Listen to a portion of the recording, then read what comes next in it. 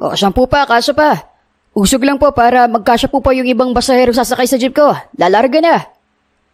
Sigaw ng isang binata habang nakasabit sa gilid ng jeep. Pinapawisan pero bakas ang sigla sa boses. King! Sigaw ng isang pamilyar na boses sa gitna ng ingay ng terminal. Agad na palingon si King sa babaeng nagsalita. Mayumi! Ngiting-ngiti si King habang kumakaway. Lumapit siya sa dalagang may bitbit na garland na gawa sa sampagita. Grabe naman ang pangalan ko. Buong-buo mo't kinawag. Hindi mo na lang pinaikli tulad ng dati. Hindi ko naman sinisigaw na King Janry sa harap ng mga pasahero mo. Reklamo ni Mayumi sabay rolyo ng mata. Pasensya na, Yumi. Nakasanayan ko lang talaga.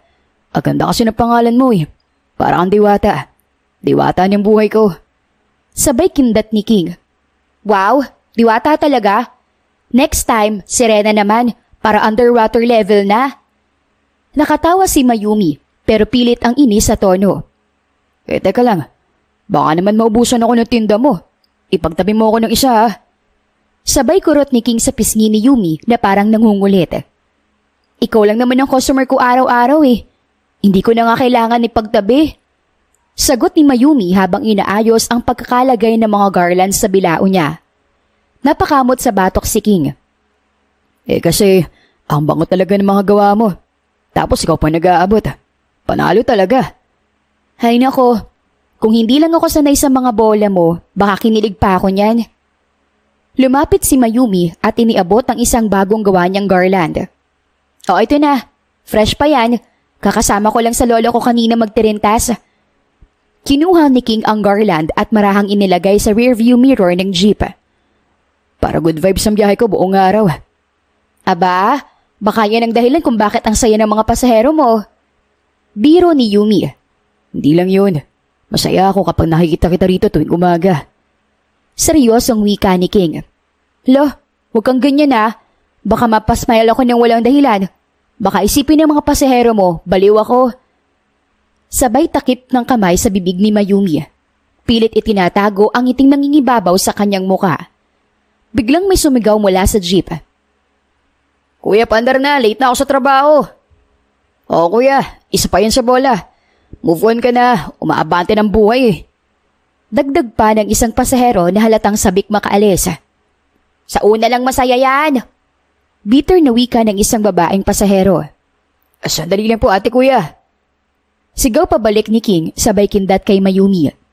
Napatawa ang dalaga at napailing. Ang kapal din ang mukha mo, no? Makapal na, matibay pa. Kahit anong lubak ay kakapit. Sabi ni King habang papasakay. O siya, bumalik ka mamaya. Baka may bago akong design ng sampagita. Pampaswerte raw sa biyahe. Pahabol ni Mayumi. Baka ikaw ang pampaswerte ko, hindi yung garland. Bulong ni King sa sarili habang umaandar na ang jeep. Yumi! Napalingon si Yumi sa babaeng tumawag sa kanya. Kapareho rin ito ni Yumi na nagtitinda ng sampagita. Naglakad si Yumi papunta sa babaeng tumawag sa kanya. Anong kailangan mo, Perla? Malumanay na tanong ni Yumi kahit na ang kanyang boses ay may bahid ng tensyon. Akong dapat nagtatanong yan sa'yo, Yumi. Anong kailangan mo sa nobyo ko at lapit ka ng lapit sa kanya? Napataas ang kanang kilay ni Yumi. Tila ba naguguluhan sa tinutura ng dalaga. May nobyo ka? Sino? Anong sinasabi mo? Naguguluhang pagtatanong ni Yumi kay Perla. Ang kanyang mga mata ay lumalaki sa pagkabigla. Si King John Risulweta. Siya ang nobyo ko. Alam mo naman na gusto niya ako. Pilit mo na siyang inaagaw sa akin. Mapait daw wika ni Perla. Ang kanyang boses ay puno ng hinanakit. Perla, ano bang sinasabi mo? Maniligaw ko si King. Wala naman akong inaagaw sa'yo dahil hindi naman siya sa'yo. Pambabarang wika ni Yumi kay Perla.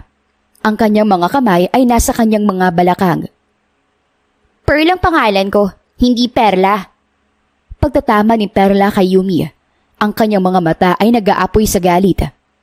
Palagi akong kinakausap ni King. Palagi niya akong iningitian. Mabait siya sa akin. Kaya ako ang girlfriend niya. At masyado ka lamang ilusyonada, Yumi. Para isipin mong nanligaw sa'yo si King. Mahal niya ako at sa akin lamang siya nagkakagusto. Hindi porket nakikita ko kayo nag-uusap ng minsan, ay iisipin mo ng nobyo mo siya. Isa pa, ba't ako liligawan ni King kung may nobya na pala siya? Sa ating dalawa, ikaw ang ilusyonada. Napataas ang boses ni Yumi dahil sa galit na kanyang nararamdaman kay Perla. Ang kanyang mga pisngi ay namumula. Mga agaw ka? Kabit? Mistress? Kahit kailan, hindi ko ibibigay sa'yo si King dahil akin siya. Akin lang. Pinagdidiinan na wika ni Perla. Ang kanyang mga kamay ay nakataas, tila ba handang ipagtanggol ang kanyang teritoryo. Walang sayo, ilusyonada. Pang-asar na wika ni Yumi kay Perla. Ang kanyang mga mata ay nagliliyab sa galit. Lahat na lang sa akin inaagaw mo. Wala kang kwentang kaibigan. Solotera. Panggaganti rin ni Perla kay Yumi. Ang kanyang boses ay puno ng puot. Sa'yo na yung King mo. Isaksak mo sa baga mo hanggang sa hindi ka na makahinga. Buisit ka. Sigaw ni Yumi kay Perla.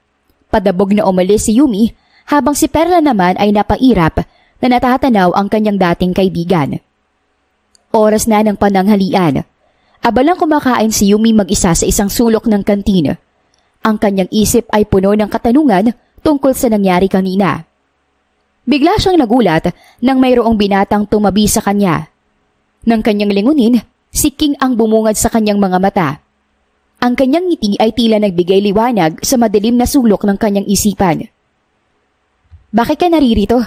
Doon ka sa Perla mo. Sabi ni Yumi, ang kanyang tono ay puno ng pang-aasar. Ngunit may halong lungkot. Nangunot ang noo ni King sa pahayag ni Yumi. Anong sinasabi mo riyan, Yumi? Anong mayroon kay Perla at pinagtutulakan mo ko sa kanya? Tanong ni King. Ang kanyang mga mata ay puno ng pagkalito. Kanina, ang sabi niya sa akin ay layuan raw kita. Dahil nobyo ka raw niya. Lapit daw ako ng lapit sa'yo at sinusulot daw kita sa kanya. Kabit mo raw ako. Yun ang sabi niya sa akin kanina. Pagkukwento ni Yumi, ang kanyang boses ay nagiging mas mataas habang nagkukwento. Sabi pa niya, sa kanya ka lang daw at di ka raw niya pakakawalan. Ilisyonada raw ako sa parteng nililigawan mo ako. Yumi, hindi ko alam kung ano pinagsasabi ni Perla. Wala akong relasyon sa kanya. Sagot ni King, ang kanyang boses ay puno ng determinasyon. Ikaw ang gusto ko, hindi siya. Pero bakit siya nagkakaroon ng ganitong ideya? Parang ang hirap naman tanggapin na may ibang tao na naiisip na kayo na. Sagot ni Yumi, ang kanyang mga mata ay nagliliwanag sa pag-asa. Ngunit may halong takot. Minsan kasi nagtatanong ako sa kanya kung nasan ka na. Minsan kinakamusta ko siya, sabay tanong kung nasan ka na. Ikaw lang naman ang dahilan kung bakit ko siya kinakausap eh. Wala naman akong ibang motibo sa kanya. Marahil din siguro iniisip niya na mas una ko siya nakilala at naging kaibigan kaysa sayo. Pero nagbabagong panahon, Yumi. Oo, kaibigan ko pa rin siya. Pero hindi yun mawawala. Gayunpaman, naririto ka na sa buhay ko. Kaya limitado lamang ang pag-uusap namin. Dahil ayaw ko rin gumawa ng ikakaselos mo. Mahal kita, Yumi. Mahal na mahal. Sinserong wika ni King habang nakatingin sa mapupungay na mata ni Yumi. At dahil na rin siguro sa mga tao, Yumi. Minsan, ang mga tao ay nag-iisip ng mga bagay na wala namang katotohanan. Gusto ko lang na malaman mo na ikaw ang mahalaga sa akin. Paliwanag ni King. Ang kanyang mga kamay ay dahan-dahang humawak sa kamay ni Yumi. Talaga, King? Hindi mo ko niloloko? Tanong ni Yumi. Ang kanyang puso ay tila tumatalon sa tuwa. Hindi, Yumi. Hindi kita niloloko. Gusto kita. At gusto ko makilala ka pa ng mas mabuti. Sagot ni King, ang kanyang mga mata ay puno ng senseridad. Okay, King. Pero paano natin ito maaayos? Paano natin mapapakita sa lahat na tayo na?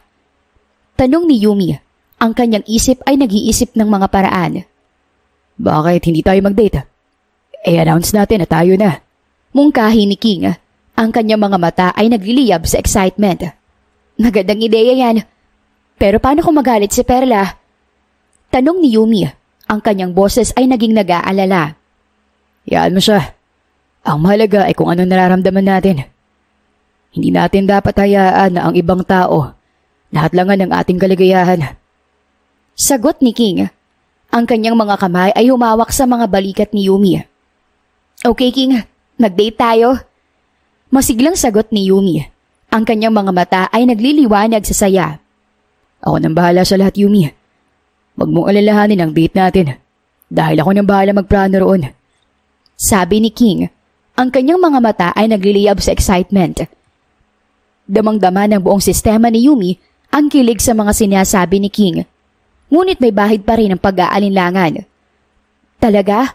Pero simula ni Yumi, ang kanyang boses ay nagiging mahinahon. Ikaw talaga? Ang hiling mong sorpresahin ako. Baka mamaya sa una ka lang magaling ah. Wala kang consistency kapag nagtatagal na tayo.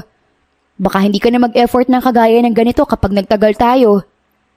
Pag-overthink ni Yumi. Ang kanyang mga mata ay bumaba sa kanyang plato. Mahahalata sa tono ng dalaga na siya ay malungkot. Yumi, di mo kailangan mag-alala. Gusto ko talagang ipakita sa iyo na seryoso ako. Sagot ni King. Ang kanyang boses ay puno ng sinseridad. Hindi ako katulad ng ibang lalaki na basta-basta na lang sumusuko.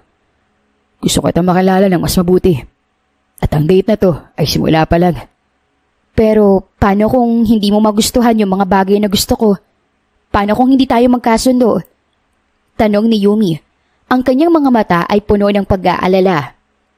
Yumi, ang mga pagkakaiba natin ay nagpapasaya sa akin. Gusto ko malaman ang mga bagay na gusto mo at kung ano nagpapasaya sa iyo. Kaya nga tayo nagde-date, diba? Paliwanag ni King. Ang kanyang mga kamay ay dahan-dahang humawak sa kamay ni Yumi. Tila ba nais niyang iparamdam sa kanya ang kanyang suporta. Sige King, pero sana wag kang magbago ah. Gusto ko mga ganitong moments natin eh. Sagot ni Yumi. Ang kanyang puso ay tila nagiging mas magaan. Hindi ako magbabago. I promise. At kung sakaling may mayyaring hindi maganda, sabihan mo lang ako.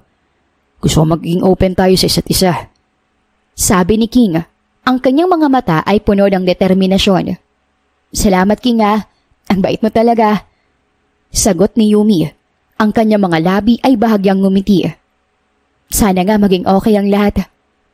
Basta mag-enjoy tayo sa date natin. Iset natin ang mga detalye. Anong gusto mong gawin? Tanong ni King. Ang kanyang mga mata ay nagliliwanag sa excitement. Gusto ko sana mag-dinner sa tabi ng dagat. Yung may mga ilaw na nakasabit at magandang tanawin. Mungkahi ni Yumi. Ang kanyang mga mata ay nagliliwanag sa ideya. Perfect. Ibook ang table sa paborito mong restaurant. Tapos, pagkatapos ng dinner, pwede tayo maglakad-lakad sa dalampasigan. Sagot ni King. Ang kanyang ngiti ay tila nagbigay ng inspirasyon kay Yumi. Ang saya. Excited na ako. Masiglang sagot ni Yumi. Ang kanyang mga kamay ay nag-aangat sa hangin sa tuwa. Basta wag kang malita. Ayoko maghintay. Sabi ni King. Ang kanyang boses ay puno ng biro. Hindi ako malilate. Promise. Sagot ni Yumi. Ang kanyang mga mata ay nagliliwanag sa excitement. Yumi, gusto ko lang sanang sabihin na... Simula ni King, ang kanyang boses ay nagiging seryoso. Anong gusto mong sabihin, King? Tanong ni Yumi. Gusto ko sanang sabihin na mahal kita. Mahal na mahal kita. Matigas na sagot ni King. Ang kanyang mga mata ay nakatuon kay Yumi. Puno ng damdamin. King, mahal din kita. Sagot ni Yumi. Ang kanyang puso ay tila sumabog sa saya. Ngayon, wala na makakapigil sa atin. Sabi ni King. Ang kanyang mga kamay ay humawak sa kamay ni Yumi. Ang kanilang mga puso ay nag-uusap sa isang wika na tanging sila lamang ang nakakaintindi. Mayroon. Biglang singit ni Perla sa usapan ng dalawang magkasintahan na sina Yumi at King. Ang kanyang boses ay puno ng determinasyon. Tila ba handang ipaglaban ang kanyang posisyon. Perla, anong ginagawa mo rito? Tanong ni Yumi. Ang kanyang tono ay puno ng pagdududa at pag-aalala. Bakit mo ba kami ginugulo, Perla? Naiiritang tanong ni King habang masamang tiningnan si Yumi. Ang kanyang mga mata ay nagliliyab sa galit. Paano ko, King? Girlfriend mo ako, nakalimutan mo na ba? Nalulungkot na wika ni Perla Habang ang tingin ay nasa lupa, ang kanyang boses ay tila nagiging mahina. Ikaw nga nagpangalan sa akin na Pearl dahil mas bagay yun sa akin. Dagdag pang sambit nito. Ang kanyang mga mata ay nag-aapoy sa galit habang tinitingnan si Yumi. Perla, hindi ko alam kung ano pinagsasabi mo. Wala akong relasyon sa'yo. Sagot ni King. Ang kanyang boses ay puno ng determinasyon. Si Yumi ang gusto ko at wala nang iba. At saka ang sabi ko, girlfriend, yung bang babaeng kaibigan. Hindi girlfriend na gagawin kitang nobya. Pagtatama ni King. Bakit King? Ano bang meron sa kanya na wala sa akin? Tanong ni Perla. Ang kanyang boses ay puno ng hinanakit. Mabait ako sa'yo. Lagi kitang sinusuportahan. Bakit hindi mo ko pinapansin? Dahil hindi kita mahal, Perla. Hindi ko kayang ipilit ang relasyon na wala namang pagmamahal. Sagot ni King. Ang mga mata ay nagiging seryoso. Si Yumi nagpapasaya sa akin at hindi ko kayang ipagpalit siya sa kahit sino o kahit pa sa'yo. Yumi, ikaw ang dahilan kung bakit nagkakagulong lahat. Bakit kailangan mo pang pakialaman ang buhay ko? Tanong ni Perla. Ang kanyang mga mata ay nagliliyab sa galit. Hindi ko naman ginusto to, Perla. Gusto ko lang maging masaya. Sagot ni Yumi. Ang kanyang boses ay nagiging mahina. Hindi ko alam na may ganitong bagay na mangyayari. Wala kang karapatan na maging masaya sa piling ni King. Ako nararapat sa kanya. Sigaw ni Perla. Ang kanyang mga kamay ay nakataas. Tila ba handang sampalin si Yumi. Gayunpaman, naudlot ito nang ibinuka ni King ang kanyang bibig. Perla, hindi mo ako maaangkin. Hindi kita kailanman magiging girlfriend. Sagot ni King. Ang kanyang boses ay puno ng katotohanan. Hindi mo ako mapipilit na mahalin ka. Bakit King? Dahil ba sa mga ngiti ni Yumi? Dahil ba sa tawanan ninyo? Hindi mo ba nakikita na ako mas nararapat sa'yo? Tanong ni Perla. Ang kanyang boses ay puno ng hinanakit. Hindi ito tungkol sa mga ngiti o tawanan. Ito ay tunay na nararamdaman ko. Sagot ni King. Ang kanyang mga mata ay nagliliyab sa determinasyon. At ang nararamdaman ko ay para kay Yumi. King, sana maintindihan mo na hindi ko to ginusto. Gusto ko lang na maging masaya. Sabi ni Yumi. Ang kanyang mga mata ay puno ng luha. Hindi ko alam kung paano to nangyari. Yumi, huwag kang mag-alala. Nandito ako para sa'yo. Sabi ni King. Ang kanyang mga kamay ay humawak sa mga balikat ni Yumi. Tila ba nais niyang iparamdam sa kanya ang kanyang suporta. Bakit hindi na lang ako, King? Para hindi na tayo magkagulo. Wika ni Perla. Ang kanyang boses ay nagiging mahina. Hindi ko na kayang makita kayong dalawa. Perla, kailangan mo tanggapin na hindi tayo para sa isa't isa. Sagot ni King. Ang kanyang mga mata ay puno ng senseridad. Hindi na muling nagsalita si Perla. Ang ginawa ng dalaga ay talikuran ang magkasintahan na sina Yumi at King. Padabog siyang naglakad na palayo. Lumipas ang 3 araw at tila naglaho na sa kanyang paningin si Perla. Ang dalagang nagtitinda ng mga sampagita. Sa bawat pagdaan ni Yumi sa paborito niyang kanto, umaasa siyang makikita ang ngiti ni Perla. Ngunit sa halip, ang tanging natitira sa kanyang isipan ay ang mga alaala ng kanilang mga tawanan at kwentuhan. Dumating na ang araw ng kanilang itinakdang pag-anunsyo ng kanilang pagmamahalan. Sa isang magandang parke, puno ng mga pamilya at mga bata na masayang naglalaro, nagkita sina Yumi at King. Ang mga puno ay puno ng mga dahon at ang hangin ay may dalang amoy ng sariwang damo at mga bulaklak. Yumi! Tawag ni King habang papalapit siya. Ang kanyang mga mata ay kumikislap sa saya. Nandito ka na pala. Akala ko hintayin mo pa ako magdala ng pizza. Hindi naman ako makapaghintay. Sagot ni Yumi sabay ngiti. Sino ba naman ang hindi matutuwa sa pizza? Pero King, may gusto akong sabihin. Anong gusto mong sabihin? Tanong ni King. Habang umupo siya sa tabi ni Yumi. Ang kanyang mga kamay ay naglalaro sa kanyang mga tuhod. Tila may kaunting kaba sa kanyang dibdib. Alam mo, sa mga nakaraang araw, parang may kulang sa akin. Parang hindi kumpleto ang araw ko kapag hindi kita kasama. Sabi ni Yumi, ang kanyang mga mata ay nakatuon sa mga bata na naglalaro sa malayo. Yumi, ganun din ako. Sagot ni King. Ang kanyang boses ay puno ng damdamin. Tuwing kasama kita, parang ang saya-saya ko. Parang ang saya-saya ng mundo. Pero King, hindi lang ito basta saya. Gusto ko sanang ipaalam sa lahat na tayo na. Na tayo na talaga. Sabi ni Yumi. Ang kanyang puso ay kumakabog sa takot at saya. Talaga? Gusto mo bang ipaalam sa lahat? Tanong ni King. Ang kanyang mga mata ay lumalaki sa gulat. O sige, pero paano natin ito gagawin? Simple lang. Mag-post tayo sa social media. Mag-selfie tayo dito sa parke at isusulat natin na tayo na. Ano sa tingin mo? Mungkahi ni Yumi. Ang kanyang mga kamay ay naglalakbay sa kanyang cellphone. Okay, pero dapat magandang selfie natin. Kailangan makita ang ngiti natin. Sagot ni King sabay ngiti. Tara, mag-post tayo.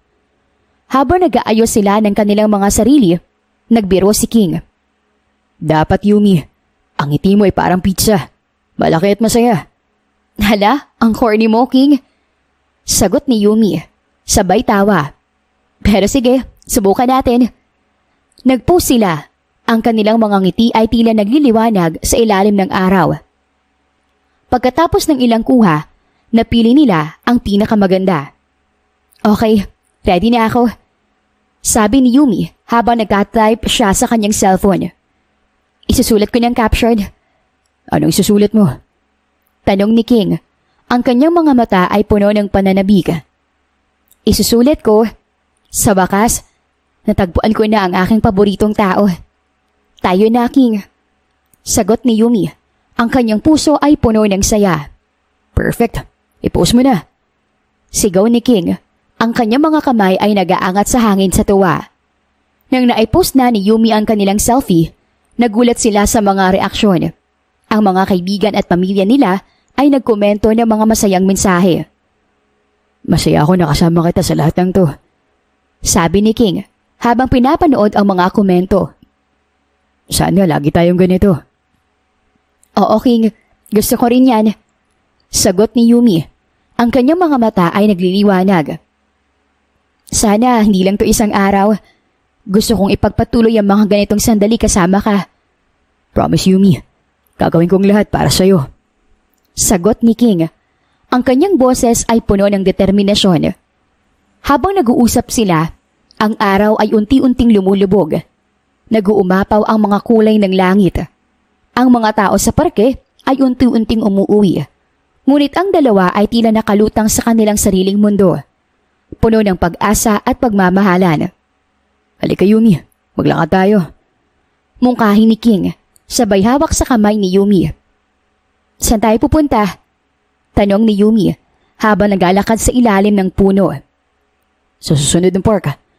Gusto kong ipakita sa iyo ang isang magandang tanawin. Sagot ni King. Excited na ako. Sagot ni Yumi habang ang kanilang mga kamay ay magkasama. Lumipas ang isang linggo mula noong kanilang masayang date ni King. Sa mga araw na iyon, tila naglaho ang binata sa buhay ni Yumi. Madalas siyang maglakad sa kanto kung saan siya madalas nakikita. Ngunit, wala na ang jeepney na pinapasada ni King. Wala na rin siyang naririnig na boses nito na bumibili ng mga bulaklak mula sa kanya. Ang kanyang puso ay puno ng pangungulila at pag-aalala. Bakit kaya hindi siya nagpapakita? Tanong ni Yumi sa kanyang sarili habang nag-aayos ng mga sampagita sa kanyang tindahan. Pinagtanong-tanong na niya sa mga kakilala si King. Ngunit, wala rin silang kaalaman sa nangyayari sa binata. Lumipas ang isang buwan at sa isang umaga, habang nag-aalaga siya ng kanyang mga bulaklak, bigla siyang napalingon nang marinig ang pamilyar na tunog ng jeepney. King? Hindi makapaniwalang tawag ni Yumi sa binatang naglalakad papalapit sa kanya. Mayumi. Mahinang sagot ni King. Ang kanyang boses ay tila naglalaman ng lungkot. Ang mga mata ng binata ay hindi makatingin ng diretso sa kanya. Tila may mabigat na pasanin sa kanyang dibdib. Bakit hindi na kita nakita simula nung nag-date tayo? Ano nangyari sa iyo, King? Nag-aalalang tanong ni Yumi. Ang kanyang puso ay kumakabog sa takot na may masamang balita. Sorry, Yumi. Ang dami kong kasalanan sa'yo. At alam kong hindi mo ako mapapatawad sa mga ginawa ko. Malungkot na wika ni King. Ang kanyang mga kamay ay naglalaro sa kanyang pantalon. Paanong hindi kita mapapatawad sa mga kasalanan mo? Ano bang nangyayari, King? Magsabi ka ng tapat at katotohanan. Mahinahon na wika ni Yumi. Ang kanyang mga mata ay puno ng pag-asa na sana ay hindi ito ang katapusan ng kanilang kwento. Hindi ko na kasi matutupad yung pangako ko sa'yo, Yumi. Hindi na natin magagawa ang mga bagay na pinapangarap nating dalawa nung nag-date tayo. Malungkot na wika ni King. Ang kanyang boses ay tila nag-uumapaw ng panghihinayang. Hindi kita maintindihan. Sagot ni Yumi. Ang kanyang mga mata ay nagiging basang-basa. Bakit? Ano bang nangyari? Buntis si Pearl. Mapapakasal na kami. Anunsyo ni King. At tila ba binuhusan si Yumi ng malamig na tubig sa narinig. Nanlaki ang kanyang mga mata at ang kanyang puso ay tila naglaho sa kanyang dibdib. Anong sinabi mo? Si Pearl? Pero King, hindi mo ba ako mahal? Tanong ni Yumi. Ang kanyang boses ay nanginginig sa sakit. Yumi, mahal kita. Pero hindi ko na kayang ipagpatuloy yung relasyon natin. Kailangan kong panindigan ang responsibilidad ko. Sagot ni King. Ang kanyang mga mata ay puno ng lungkot at pagdaramdam. Hindi ko alam kung ano sasabihin ko. Sagot ni Yumi. Ang kanyang mga kamay ay nanginginig. Akala ko, tayo na. Ikaw na ang kasama ko sa lahat ng bagay. Alam ko, at masakit ito sa akin. Pero kailangan kong gawin ito para sa bata. Sagot ni King. Ang kanyang boses ay puno ng pag-iyak. Mahalaga ang pamilya, Yumi. Pamilya? Pero paano ako? Paano ang mga pangarap natin? Tanong ni Yumi. Ang kanyang mga luha ay tumutulo na sa kanyang pisngi. Hindi mo ba naiisip na masakit ito sa akin? Yumi, hindi ko gustong saktan ka. Pero kailangan kong harapin ang katotohanan. Sagot ni King. Ang kanyang mga kamay ay nakataas, tila humihingi ng tawad. Mahal kita, pero kailangan kong maging responsable. Hindi ko alam kung paano ko ito matatanggap. Sagot ni Yumi.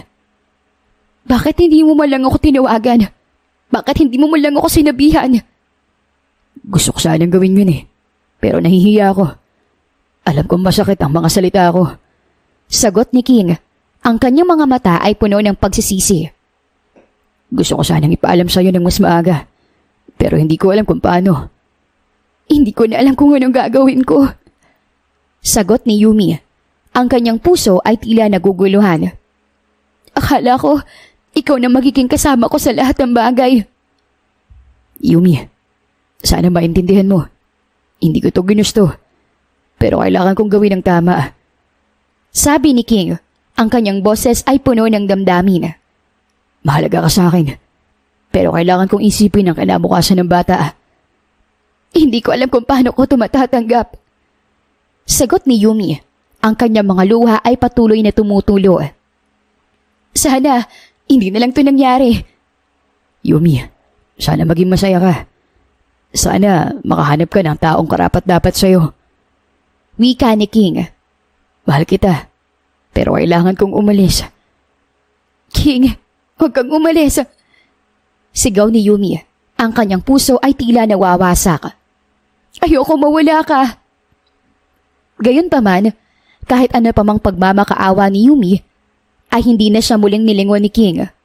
Sa kabilang banda, pinuntahan ni King ang bahay ni Perla upang tulungan ito na magligpit ng gamit at mag-impake ng madala na sa kanilang tahanan. Nadatnan ni King ang luma at barong-barong na tinitirhan ni Perla at ng kanyang pamilya. Masayang sinalubong ni Perla si King. Niyakap niya ang binata, ngunit hindi ito gumanti ng yakap sa kanya. Akala ko hindi mo na ako susunduin, King. Siya nga pala, bakit napakatagal mong dumating sa bahay namin? Puno ng kuryosidad na tanong ni Perla kay King, habang nakatingin ito sa mga mata ng binata. Traffic. Maiksing tugon ni King na tila abala sa pag-iisip. Hindi ako naniniwala. Pahayag ni Perla. Nananatiling nakayakap pa rin sa bewang ng binata at nakatingala ang kanyang muka upang makita ang ekspresyon nito. Bakit parang ang bigat ng loob mo? Pumunta ako kay Yumi. Kasi, namimiss ko na ang babaeng mahal ko. Pagtatapat na sagot ni King, na tila nahihirapan sa kanyang mga salita. Kumawala kaagad si Perla sa pagkakayapos at masama niyang tiningnan ng binata. King, alam mo namang buntis ako tapos ganyan ka? Mas uunahin mo pa si Yumi kaysa sa akin na buntis? Tumaas ang kilay ni King, saka ibinuka ang bibig para may sabihin kay Perla. Alam kong buntis ka, Pearl. Alam mo rin na ang ama ng batang pinagbubuntis mo ay hindi ako. Hindi mo ba naiintindihan? Noong nakita kitang umiiyak sa gilid ng daan, lumapit ako sa iyo dahil naisip ko may pinagsamahan pa rin tayo. Gusto kong kamustahin ka. Noong gabi na nagsabi ka sa akin na na-rape ka, kaagad ako nagbigay ng tulong sa kung anong kaya kong ibigay. Pero hindi ko aasahan na itong tulong ang gusto mo. Nais mong pakasalan kita kahit wala naman akong responsibilidad sa iyo. Binigyan mo ako ng obligasyon na hindi ko naman hinihingi o ginusto. Malungkot na wika ni King. Ang boses ay puno ng pagdaramdam. King, pasensya na. Natakot ako ng sobra nung malaman ko nagbunga ng sanggol ng panggagahasa sa akin. Gulong-gulo ng utak ko noon. Kaya may narapat kong pumunta sa bahay niyo. Hindi ko akalain na gano'n ang masasabi ko sa magulang mo. Hindi ko sinasadyang sabihin na anak mong batang dinadala ko. Pasensya ka na kung hindi ka pinaniwalaan ng mga magulang mo. Kahit itanggi mo pa, ako at ang bata, sinira ko ang buhay mo. Habang nagsasalita si Perla, kunwari itong umiiyak, pinalungkot niya ang tono ng kanyang boses habang nagsasalita sa harapan ni King. Hindi ko naisirain ang relasyon niyo ni Yumi. Pero sana maintindihan mo ako, King. Natatakot ako at ikaw lang ang mayroon akong malalapitan. Dagdag pa nitong pag-iinarte. Ang mga luha ay tila nag-aanyaya ng awa. Pearl, hindi ko alam kung paano kita matutulungan. Sagot ni King. Ang boses ay nag-uumapaw ng paggalito. Pero hindi ko rin alam kung paano ko maiiwan si Yumi. Mahal ko siya. Bakit? Dahil ba sa mga pangako mo sa kanya? Tanong ni Perla. Ang boses ay puno ng hinanakit. Ano naman ang halaga ng mga pangako kung hindi mo ako matutulungan? Alam mo naman kung gaano ako kamahal si Yumi. Mahal ko siya na higit pa sa buhay ko. Gayunpaman, kahit anong pagmamahal pa ang ipakita at ibigay ko sa kanya, ay wala na. Nasira ng pag-ibig na kay tagal kong iningatan at hinintay. Pearl, wala na kami ni Yumi. Wala na kami kasi nandyan ka na. Pinilit mo mga magulang ko na bakasalan ka. Pearl, kailan ka aamin sa katotohanan? Nahihirapan ako eh. Hindi ko gustong magpakasal sa babaeng hindi ko naman mahal. Wika ni King. Ang boses ay puno ng sakit at pagdaramdam. Pero mahal kita, King. Pwede naman tayo magpakasal kahit sa ating dalawa. Ako lang nagmamahal sa'yo. Pamimilit ni Perla. Ang mga mata ay nagliliyab sa pag-asa. Nag-iisip ka ba, Pearl? Sagrado ang kasal. Gusto mo bang sayangin ang buong buhay mo sa lalaking katulad ko na hindi ka naman mahal? Hindi makapaniwala ang tanong ni King kay Perla. Ang mga kamay ay nakatayo sa kanyang mga balakang. Tila naguguluhan. Matututuhan mo rin naman ako mahalin, King. Masyado ka lang bulag dahil mahal na mahal mo pa rin si Yumi. Maghihintay ako kahit gaano pa katagal dahil alam kong kaya mo akong mahalin. Puno ng pag-asang wika ni Perla kay King. Ang boses ay tila nag-aanyaya ng pag-asa. Huwag kang umasa, Pearl. Walang laman ng puso at utak ko kung hindi si Yumi lang. Hindi mo malalaso ng sistema ko. Sana, dumating ang araw na magising ka na sa tamang katinoan ng utak mo at maisip mong hindi tamang ginagawa at mga desisyon mo sa buhay. Seryosong sambit ni King. Ang mga mata ay puno ng determinasyon. King, hindi mo ba naiisip na may mga pagkakataon na ang pag-ibig ay hindi laging tungkol sa kung sino ang mahal mo? Tanong ni Perla. Minsan, ang pag-ibig ay tungkol sa pagpili at pagtanggap. Pero hindi ko kayang piliin ka, Pearl. Hindi ko kayang ipilit ang sarili ko sa isang relasyon na wala akong nararamdaman. Sagot ni King. Ang boses ay nagiging mas malalim. Bakit hindi mo subukan? Baka sakaling magbago ang isip mo. Sagot ni Perla. Ang mga kamay ay naglalakbay sa kanyang tiyan. Tila nag-iisip ng mga posibilidad. Baka sa paglipas ng panahon, makilala mo rin ako. Tama na ang kadramahan natin sa buhay, Pearl. Halika na. Ilalagay ko na yung mga gamit mo sa jeep ko. Ituro mo lang sa akin kung anong dadalhin para maayos ko na. Malamig na tono ng pananalita ni King na tila binabago ang topic ng kanilang usapan. Ang kanyang mga mata ay puno ng determinasyon, ngunit may bahid pa rin ng lungkot. Ayaw mo na bang pag-usapan ng tungkol sa atin, King? Tanong ni Perla. Ang boses ay nagiging mas malambot, puno ng pag-asa na sana ay may pagbabago sa kanilang sitwasyon. Ginusto mo to, Pearl, hindi ba? Ipapakita ko sa'yo kung gaano ko tratuhin ang babaeng hindi ko mahal at kailanman ay hindi ko mamahalin. Mararanasan mo lahat ito ng pilit at titiyakin kong ikaw na lamang ang kusang bibitaw at tatalikod sa akin. May halong galit at pait ang pananalita ni King kay Perla. Ang mga kamay ay nakatayo sa kanyang mga balakang. Tila naguguluhan sa damdaming bumabalot sa kanya. King, hindi mo naman kailangang maging ganyan. Hindi ko naman ginusto ang lahat ng to. Sagot ni Perla. Ang mga mata ay nagiging malungkot. Nandito ako dahil sa takot at pangangailangan. Hindi ko alam kung paano ko haharapin ang lahat ng to ng mag-isa. Alam mo namang siyang mahal ko. Bakit mo ako pinipilit na maging parte ng buhay mo? Tanong ni King. Ang tono ng kanyang boses ay nagiging mas mataas kumpara kanina. Hindi ko alam kung paano ko magagawa to nang wala ka. Sagot ni Perla. Ewan, Pearl. Nag-iinit lamang ang ulo ko sa'yo.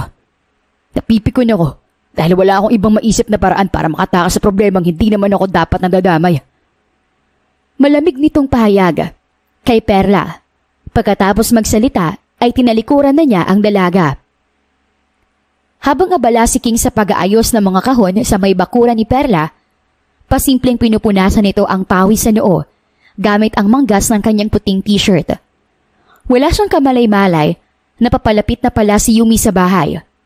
Maingat ang bawat hakbang ni Yumi sa bakurang iyon. Halatang kinakabahan, ngunit determinadong malaman ang totoo. Hawak-hawak niya sa kamay ang panyo. Pinipisil-pisil habang nilalabanan ang pagkalog ng kanyang dibdib. Nakita siya ni Perla, kaya binalak nitong lapitan ang dalaga bago pa ito makita ni King. Si King ba yun? Tanong ni Yumi kay Perla na kasalukuyang nasa pintuan at nakasandal sa haligi. Bahagyang nakakunot ang noo ni Yumi habang itinuturo ang binata. Napalingon si Pearl at sabay napataas ang kilay. Ano naman sa'yo kung si King nga yan? Malamig at mataray ang tono niya habang nakapamewang ang isang kamay.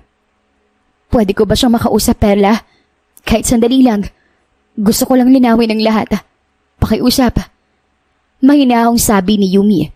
Ngunit ramdam ang tensyon sa tinig niya. Wala na kayong dapat pag-usapan, Yumi. Sagot ni Perla. Ngayon ay tumayo ng diretsyo at humakbang palapit sa dalaga. Umalis ka na. Ako nang mahal niya. Tumikim ito at hinawi ang buhok na nakaharang sa kanyang muka. Sabi ko naman sa'yo noon pa na akin si King. Hindi ko lang naniniwala. Perla, ayoko ng gulo. Hindi ko naman siya inaagaw. Gusto ko lang makausap siya. Hindi mo ba ako kayang pagbigyan? Tanong ni Yumi habang pilit pinapakalma ang sarili. Hindi ito tungkol sa pagpayag, Yumi. Tapos na kayo. Kami na ngayon. May anak kami. Napaatras si Perla ng kaunti at inilagay ang isang kamay sa tiyan niya. Buntis ako, Yumi. At hindi lang yon. May sakit ako. Hindi na rin ako magtatagal. Nadigas si Yumi. Ano? Halos pabulong ang tanong niya. May sakit ka tapos sasabihin mong ipaubaya ko na lang siya sa'yo? Oo. Dahil kung may natitira ka pang pagmamahal para sa kanya, dapat handa kang hayaan siya maging masaya habang naririto pa ako. Ani Perla na ngayon ay seryoso na ang muka. Wala na ang kaninang taray. Napalitan ito ng tila pagsamol. Tahimik si Yumi. Saglit siyang tumitig sa mukha ni Perla. Hindi ko alam kung nagsasabi ka ng totoo, Perla. Pero kung totoo man, bakit parang pilit ang bawat salita mo? Hindi mo ako matingnan ng diretsyo. Nauutal ka. At bakit parang wala si King sa tabi mo kung ganoon na nga ang lagay mo? Napapikit si Perla. Parang nabigla sa sinabi ni Yumi. Sige na, tawagin mo siya. Harapin niya ako. Kung totoo lahat ng ito, dapat siya mismo magsabi. Hindi ikaw. Tumapang ang boses ni Yumi kahit nanginginig ang kamay. Ayoko, Yumi. Hindi ako susunod sa hamon mo. Umalis ka na lang. Maayos pa tong usapan natin, Yumi. Baka kapag nakita ka niya, maulit lang ang dati. Ayoko na. Halos maputol ang boses ni Perla, pero pilit pa rin itong matatag. Ayun naman pala. Natatakot ka. Hindi dahil sa sakit mo, kundi dahil baka bumalik siya sa akin kapag nakita niya ako. Mariing sambit ni Yumi habang iniangat ang baba. Tawagin mo siya, Perla. Napalunok si Perla. King Janry, pasok ka muna. May aasikasuhin lang ako rito. Sigaw niya habang pumasok sa loob ng bahay. Pero hindi niya sinasadyang makalampas sa isang bukas na bintana. Narinig ni King ang pangalan niya. Nagtaas siya ng ulo mula sa mga kahong inaayos at nagtaka. May problema ba, Perla? Wala. Hindi ka kailangan dito. Sigaw pabalik ni Perla. Pero huli na. Narinig na rin ni King ang pamilya na tinig. King Janry, mag-usap tayo. Please. Sigaw ni Yumi. Nagulat si King. Napalingon siya agad sa kalsada. Yumi. Bulong niya sa sarili, saka dali-daling tinakbo ang papasok ng bakuran. Anong ginagawa mo rito? Tanong niya habang umahabol pa sa hininga. Gusto lang kitang kausapin. Sandali lang. Kailangan ko lang marinig sa iyong totoo. Sabi ni Yumi sabay hawak sa braso ng binata. Anong totoo? Gulo ang noo ni King. May problema ba? Pilit kinukuha ni Perla ang atensyon ni King kaya patuloy siya sa pagsasalita ng binata. Wala siyang kailangan, King. Gusto ko lang niyang guluhin. Sinabi ko na sa kanyang lahat. Ano sinabi mo sa kanya? Tanong ni King, sabay tingin kay Perla. Halatang naguguluhan. Wala. Mariing sagot ni Perla habang nakatingin sa sahig. Bahagyang nanginginig ang kanyang mga balikat. Wala. Ulit ni Yumi. Pilit pinapakalma ang sarili pero baka sa tinig niya ang pagputok ng damdamin. Talaga ba, Perla? Napalingon si King kay Yumi. Nakatitig siya ngayon sa dalawang babae. Halatang hindi alam kung saan titingin o anong sasabihin. Ang sabi mo sa akin kanina, na wag ko na raw kayong guluhin. Dahil mahal ka raw ni King. Dahil may anak na kayo. Dahil mamamatay ka na raw. Dapat ipabaya ko na lang siya sa'yo. Sunod-sunod na salitang binitiwan ni Yumi habang halos mapuno ng puot at pagtataka ang kanyang tinig. Ngayon, sasabihin mong wala? Pilit umiwas ng tingin si Perla. Pinisil-pisil niya ang laylayan ng kanyang palda habang nanginginig ang kanyang labi. May pagtatapat ako, Yumi. Sabat ni King, marahang lumapit sa tabi ng dalaga. Ang totoo, hindi ko anak ang dinadala ni Perla. Parang natigil ang mundo ni Yumi. Napaatras siya ng isang hakbang. Itinaas ang mga kilay at dahang-dahang tumingin kay King. Ano? Tanong niya, halos hindi makapaniwala. Sino, King? Sino ang ama ng bata sa sinapupunan ni Perla? Nakatingin ang dalawa, si King at si Perla. Tahimik. Ang sumunod na salita ni King ay halos pabulong na lamang. Pero malinaw na narinig ni Yumi. Noong gabing puntahan sana kita at nadaanan ko si Perla sa kalsada. Umiiyak. Basang-basa ng ulan. Nilapitan ko siya. Kaibigan ko rin siya noon, Yumi. Hindi ko kayang baliwalain. Huminto si King at bahagyang yumuko. Sabi niya sa akin, na-rape siya. Napakurap si Yumi. Hindi niya alam kung anong mararamdaman niya sa dating kaibigan, kung ito ba'y awa, galit o lungkot. Naawa ko, Yumi. Ang sakit marinig ang kwento niya. Ang sakit isipin na pinagsamantalahan siya. Wala siyang ibang malapitan, kaya isinama ko siya pa uwi. Napahawak si King sa batok niya, parang pinipilit balikan ang bigat ng gabing iyon. Pero walang nangyari sa amin. Hindi ko siya pinagsamantalahan. Walang namagitan sa amin. Pero bakit niya sinabi sa pamilya niyo mo na may nangyari sa inyo? Tanong ni Yumi habang unti-unting bumabalik ang lakas ng kanyang tinig. Pagdating sa bahay, sinabi niya sa nanay at tatay ko na may anak siya at ako ang ama. Nagulat ako. Hindi ko maintindihan kung bakit niya yun ginawa. Pilit ako nagpapaliwanag sa mga magulang ko, pero hindi sila naniwala. Matagal ko nang alam na matinding tiwala nila kay Perla. Dahil lang taon din naman kami magkaibigan. Para sa kanila, si Perla ang mas kapanipiniwala kaysa sa sarili nilang anak. Dagdag na paliwanag ni King kay Yumi. Perla? Tanong ni Yumi. Totoo ba lahat to? Lahat ng sinabi ni King? Hindi pa rin makatingin si Perla. Kumagat siya sa labi. Pinipigilan ang pagbagsak ng luha. Tumango siya. Ngunit mabagal na halos hindi kita ni Yumi ang naging tugon ni Perla. Bakit mo to ginawa, Perla? Tanong ni Yumi. Ngayon ay hindi nagalit ang nangingibabaw, kundi pagkabigo. Kaibigan mo ko. Kaibigan mo siya. Bakit mo kami ginamit? Dahil wala nang natitirang tao sa paligid ko. Sa wakas ay nagsalita si Perla. Paos ng tinig. Nanginginig ang bawat salita. Iniwan ako ng pamilya ko. Tinakwil ako ng ina ko. Nang maranasan ko yun na parang wala na akong dahilan para mabuhay. Pero dumating si King. Nagpakita siya ng malasakit. At sa gabi rin iyon, naisip kong baka sakaling kapag sinabi ko siya na ama ng anak ko, ay baka magkaroon ako ng silbi. Baka magkaroon ako ng dahilan para hindi na ako iwan.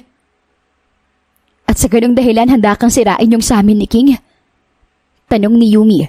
Nangingilid na rin ang luha. Handa ka magsinungaling. Gumawa ng kwento. Magkunwaring may sakit. Sabihin mo matay ka na. Bakit, Perla? Dahil hindi lang si King ang nawala sa akin. Pati ikaw. Napahagulhol na si Perla. Sa tuwing nakikita ko kayong mas masaya, parang nararamdaman ko nag-iisa ako. Sinira ko kayo, Yumi. Hindi dahil mahal ko si King, kundi dahil ayoko mas maging malungkot pa kaysa sa nararamdaman ko. Tumalikod si Yumi. Mabigat ang bawat takbang niya palayo. Pinunasan niya ang mga luhang pilit lumalabas sa kabila ng tapang na pinapakita niya kanina. Ayaw niya nang umiyak, hindi sa harap nila, lalo na hindi sa harap ni Perla. Yumi, sasama ko sa'yo. Sigaw ni King sabay takbo palapit sa dalaga. Hawak ni King ang bisig ni Yumi. Hintay lang, huwag kang umalis nang hindi naman lang ako nakakalapit. Hindi ko nahayaang ikaw ang lagi lumalayo. Sabi niya habang hinihingal. Napalingon si Yumi. Bakit yun mo lang yan naisip, King? Hindi mo ba ako narinig noon? Hindi mo ba ako nakita habang umaasa? Bahagyang nanginginig ang tono niya, pero bakas ang sakit sa mga mata. Narinig kita. Pero pinili ko manahimik kasi akala ko mas tama. Ngayon alam kong mali. Ayokong hayaan kang mawala nang hindi ko mo lang sinusubukan lumaban. Hinawakan niya ang kamay ni Yumi. Maingat, parang humihingi ng pahintulot. Bago pa man makasagot si Yumi, isang sigaw ang sumabog sa likuran nila. Tandaan yung dalawa to, King at Yumi. Sigaw ni Perla, halos manginig sa galit. Gagantihan ko kayo. Sa akin ka pa rin mapupunta, King. Akin ka lang. Nagulat si King. Perla, tama na. Pero hindi nagpapigil si Perla. At ikaw naman, Yumi. Sabay turo ng matulis na hintuturo.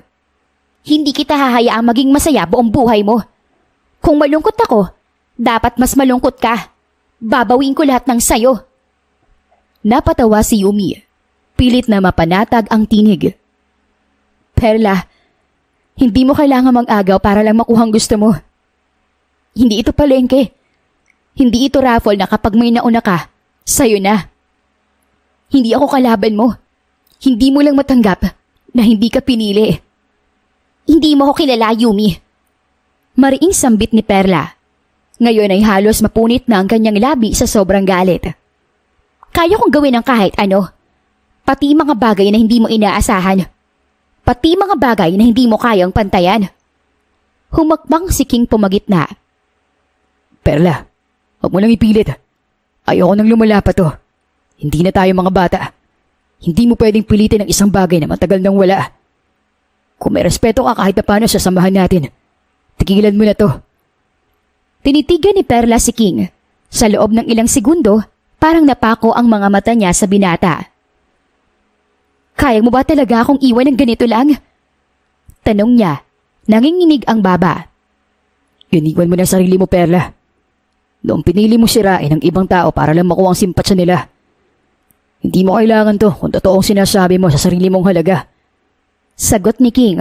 Malamig pero buo ang tinig. Lumingon ulit si Yumi. Pinunasan ng pisngi at humakbang palapit kay Perla. Hindi mo kailangan lumubog para lang makitang nasasaktan din ng iba. Lahat tayo may pinagdadaanan. Pero kung gusto mong gumante, Perla, ako na lang. Hindi sumagot si Perla sa sinabi ni Yumi. Si Yumi at King naman ay naglakad patungo sa jeep at sumakay na. Habang nagmamaneho, ay pinili nilang dalawa na mag-usap ng masinsinan tungkol sa nangyari sa kanilang relasyon sa pagitan ni Perla. Natiis mo akong hindi ka usapin ng isang buwan, King. Akala ko ba mahal mo ko? Hindi mo yata talaga ako mahal eh. Ang dami mong nilihim sa akin. Bahala ka dyan. Suyuin mo rin ako ng isang buwan kapalit ang hindi mo pagkausap sa akin. Nagtatampong wika ni Yumi kay King. Sabay na naglakad si Yumi at King patungong jeep. Habang nasa jeep ang dalawa ay nagsalita si King kahit pa ang atensyon nito ay nakatuon lamang sa daan. Yumi, naisip ko lang kung itanan na lang kaya kita. Gusto na kitang makasama. Sige, kung yan ang gusto mo, King. Sasama ako kahit saan padalhin. Basta magkasama lang tayong dalawa. Wika ni Yumi nang mayroong malaking ngiti sa kanyang mga labi. Habang abala si King sa pagmamaneho ng kanyang jeep, nakapikit sa tabi si Yumi. Tila ba iniipon ang lahat ng lakas upang magpahinga, kahit saglit. Hindi man malamig ang hangin ay tila ba kalmadong kumakapit sa balikat niya ang katahimikan ng biyahe nila. Ilang minuto pa ang lumipas at bahagyang dumantay ang ulo ni Yumi sa balikat ni King.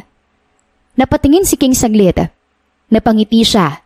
Maingat niyang inayos ang posisyon ng dalaga upang hindi ito masaktan sa biglaang lubak ng kalsada. Putik. Mahina ngunit nainis na sambit ni King.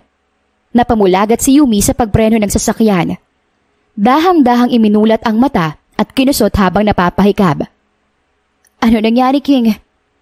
Tanong ni Yumi, halatang kagigising lang.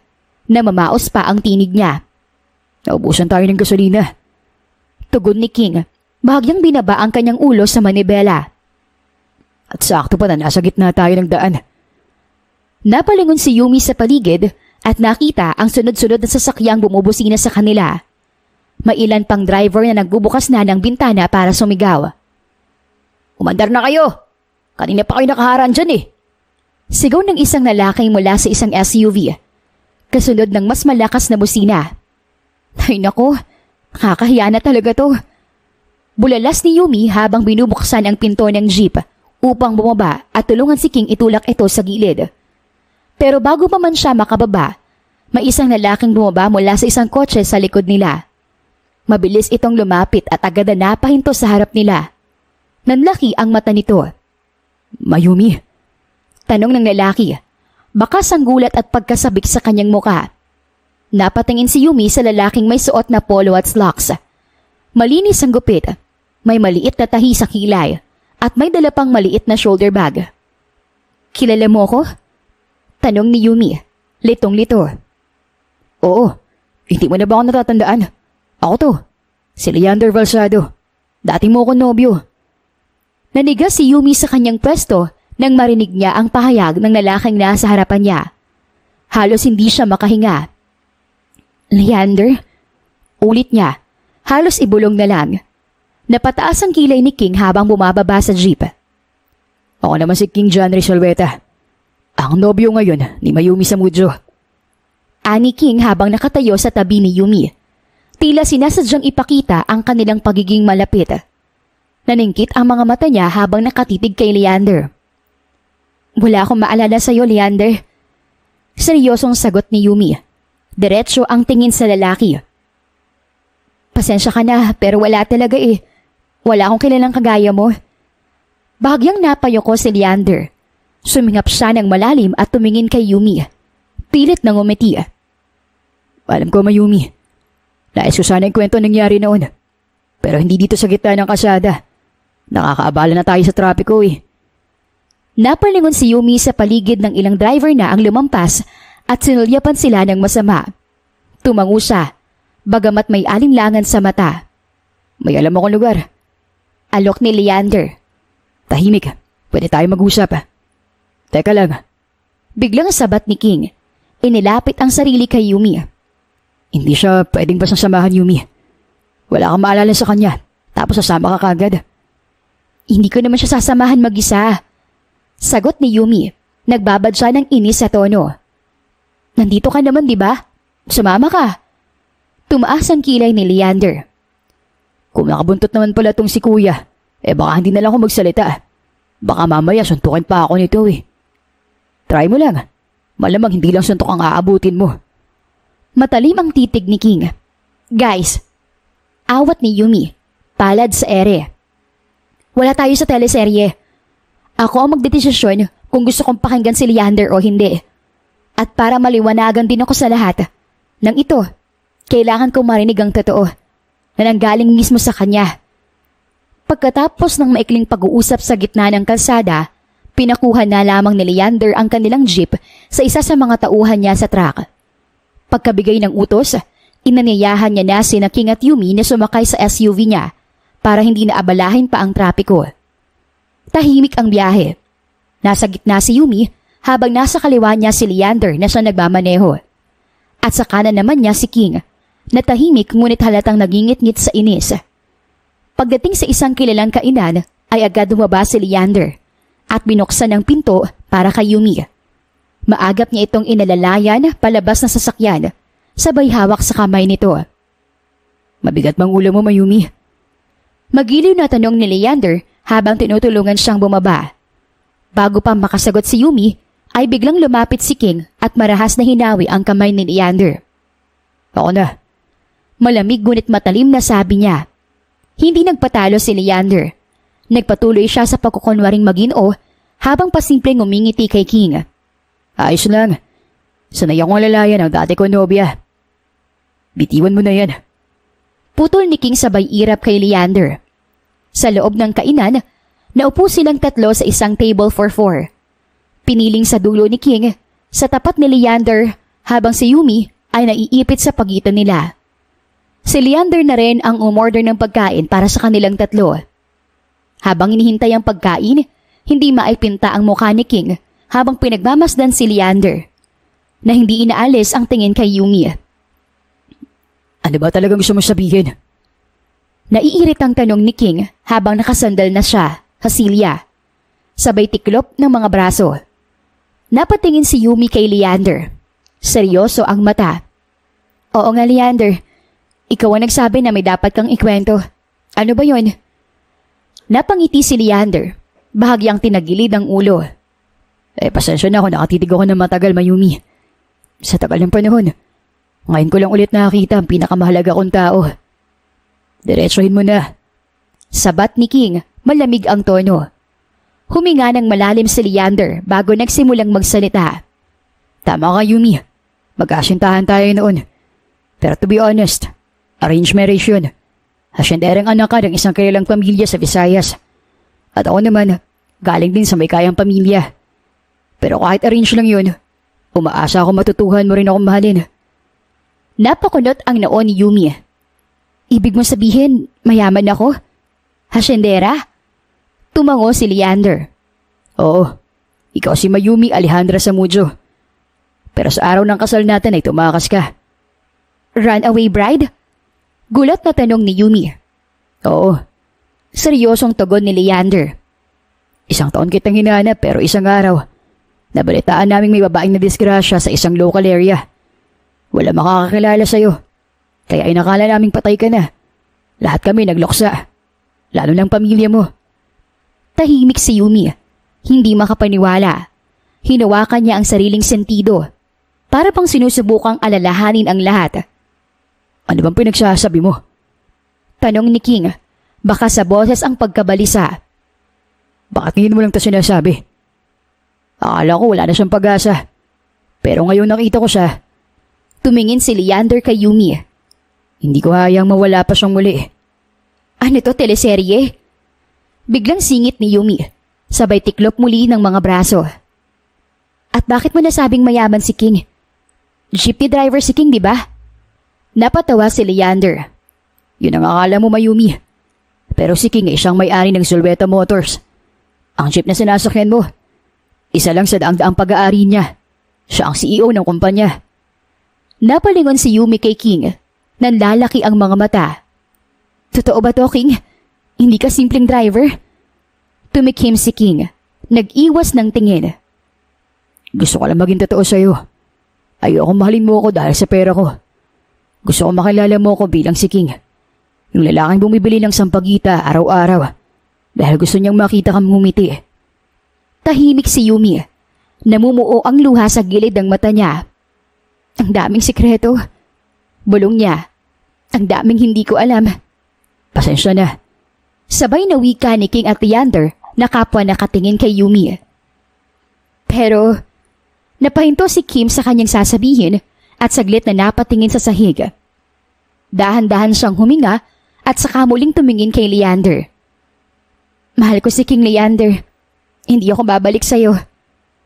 Sandaling natahimik ang paligid. Umiling si Leander habang mahinang tumawa. Halatang pilit niyang itinatago ang kirot sa kanyang tinig. Congratulations! Anya sabay ngiti. Mabutit na hanap mo na yung lalaking mamahalin mo. At mamahalin ka ng buong buo. Yung totoo. Napatingin si Yumi sa kanya. Baka sa muka ang pag-aalala. Ngunit nagpatuloy si Leander sabay abot ng baso ng tubig at ininom ito. Wala naman akong balak sirain ng love life niyong dalawa. Aminin ko. Nagulat ako. Nagulo rin. Pero wala na tayong dapat balikan pa. Ang nakaraan ay nararapat lamang manatili sa nakaraan. Biglang napangiti si Yumi. Leander, salamat sa pagiging totoo. Salamat sa hindi pagpilit. Tumango si Leander. Masaya na rin ako sa asawa't anak ko. Hindi ko na nais baliwalain yun. Ang totoo, baka makonsensya ako pag uwi ko kung pinilit ko pang sarili ko sa'yo. Biglang umubo si King. Tila nagulat sa narinig. Sandali. Asawa't anak. Napailing si Leander. Tumawa. Oo pare, surprise. Sabay taas ng kilay. Ganun naman pala eh. Ani King sabay paghigpit ng hawak sa kamay ni Yumi. Muntik pa kita masundo kanina. Akala ko kaagaw pa kita kay Yumi. Yung may kamay-kamay pa eh. Napatawa si Yumi. Grabe kayo. Parang teleserye lang oh. Naku, mas may teleserye pa dyan. Hindi pa tayo tapos kay Perla. Saad ni King sabay tingin kay Yumi. Nabiglang natahimik. Nagkatitigan silang tatlo. Muli, naging seryoso ang mukha ni Yumi. Pinipigil lang bigla ang pagtaas ng kaba sa kanyang dibdib. Nais ko makita ang mga magulang ko. Mahina ngunit matatag na sambit ni Yumi. Tumango si Leander. Gagawan ko ng paraan. Alam ko kung nasan sila. Ilang taon na rin sila naggulok siya eh.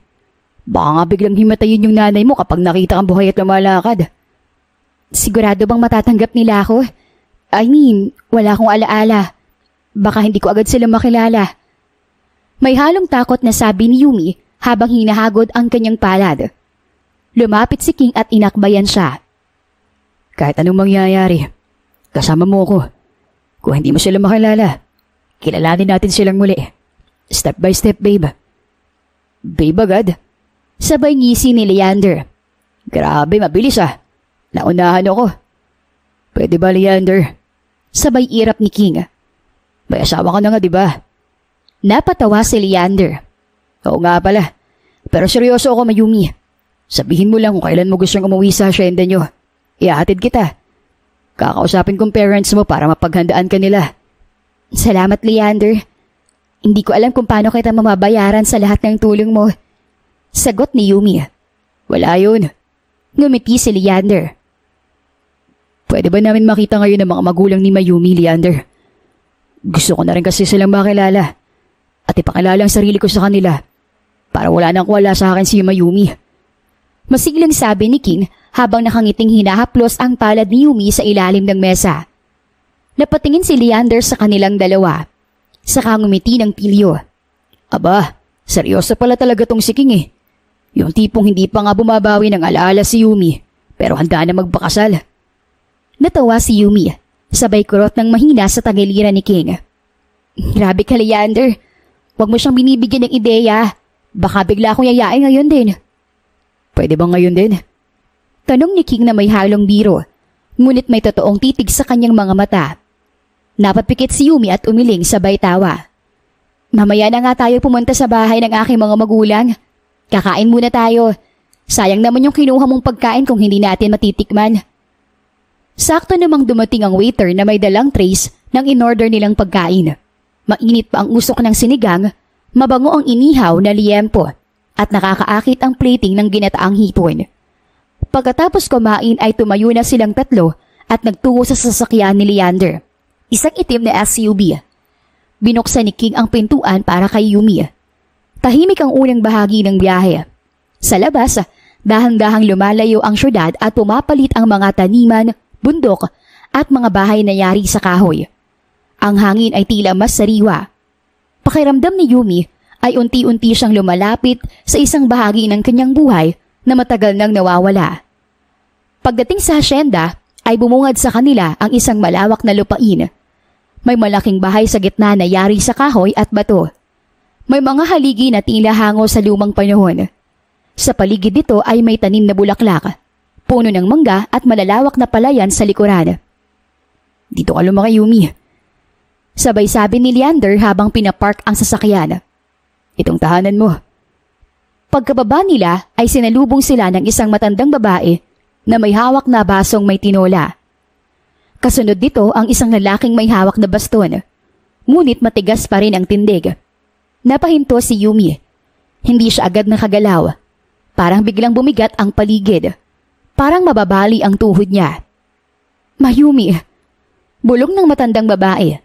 Nanginginig ang kamay habang lumalapit.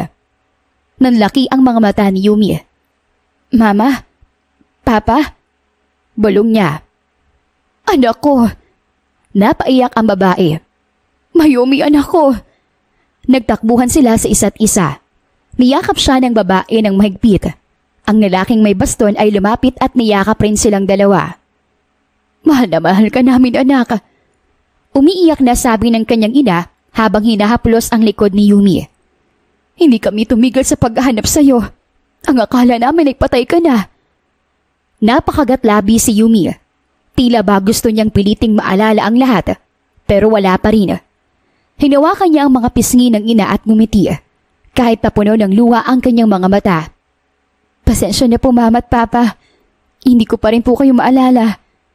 Mahinang bulong niya sabay tingin sa ama, ngunit tumango lamang ito. Hawak-hawak ang kanyang kamay. Ngunit Mayumi, ani ng kanyang ama na namumuo na rin ang luha sa gilid ng mga mata. Huwag mo nang isipin niyon. Ang mahalaga, naririto ka na sa bahay natin. Buhay ka. Magsisimula tayong muli. Lumapit si King at marahang inilagay ang isang kamay sa likod ni Yumi bilang suporta. Ngumiti siya sa mga magulang ni Yumi at bahagyang yumuko bilang tanda ng paggalang. Ako po pala si King, ang boyfriend po ni Mayumi. Buong tapang niyang pakilala. Nagkatinginan ang mag-asawa. Bahagyang nagtaka, ngunit agad namang sumilay ang ngiti sa kanilang mga labi. Boyfriend? Kunot ang noo ngunit nakangiting ulit ng ina. Naku, ang gwapo mo naman. Ikaw ba ang dahilan kung bakit ang anak namin ay biglang ngumiti ng ganito? Napakamot sa batok si King. Medyo nahiya. Ginagawa ko pong lahat para mapasaya siya. Pwede ba ako makapagkape? Biro ni Leander na noon pa pala ay tahimik na nakatayo sa gilid. Naiwan na yata ako sa eksena eh. Feeling ko third wheel ako bigla. Napatawa ang lahat sa biro ni Leander. Ang ina ni Yumi ay mabilis na kumilos na pumasok sa loob ng oksina at maghanda ng kakainin nila at masigla ring sumunod ang ama ni Yumi. Si Yumi, si King at Leander. Lumipas ang isang buwan ng pamamalagi ni Yumi sa bahay ng kanyang tunay na mga magulang. Unti-unti na rin bumabalik sa kanya ang mga alaalang matagal nang nakabaon sa limot, buhat nang siya ay maaksidente. Isa-isa niyang naaalala ang mga taong minsan ay naging bahagi ng kanyang nakaraan. Ang mga pangyayari bago siya mawala at ang mga dahilan kung bakit siya naligaw ng landas. Nakulong na rin ang lasinggerong driver ng truck na bumangga sa sasakyang sinasakyan ni Yumi noong araw ng aksidente. Habang patuloy na bumabalik sa normal ang kanyang buhay, nabalitaan niya na ang dating kaibigan na nagtitinda ng sampagita, ang minsang pinagkatiwalaan niyang si Perla, ay kasalukuyang nasa isang mental hospital. Ayon sa mga balita, hindi na ito matino at palagi raw binabanggit ang pangalan ni Yumi sa bawat pag-atake ng matinding pagkalito. Samantala, naging magaan at magiliw ang pakikitungo ni King sa mga magulang ni Yumi. Madali siyang tinanggap ng mga ito, lalo na nang malaman nilang isa palang bilyonaryo ang binata. Sa kabila ng kanyang kayamanan, nanatili itong makapagkumbaba at tapat sa pagmamahal kay Yumi. Hindi nagtagal ay masayang ikinasal sina Yumi at King. Isang payak ngunit makabuluhang seremonya ang isinagawa na dinaluhan ng mga piling kaibigan at mahal sa buhay. Sa kanilang masayang pagsasama ay ipinagkaloob sa kanila ang kambal na supling. 2 sanggol na nagsilbing sagot sa lahat ng kanilang panalangin at paghihirap. At sa paglipas ng panahon, pinili rin ni Yumi na patawarin si Perla sa lahat ng pagkakasalang nagawa nito sa kanya. Hindi dahil humingi ito ng tawad, kundi dahil na rin sa kapayapaang matagal na niyang hinahanap sa kanyang puso. Natutunan niyang ang tunay na pagpapatawad ay hindi laging kailangang hingin. Minsan, kusa itong ibinibigay upang tuluyang makalaya sa bigat ng nakaraan. Wakas. Di na mapigilan ng sariling mapaibig sa iyo. Ano ba to? Gusto ka laging nakikita ng mga dalawang mata ko. Baliw sa'yo, oo.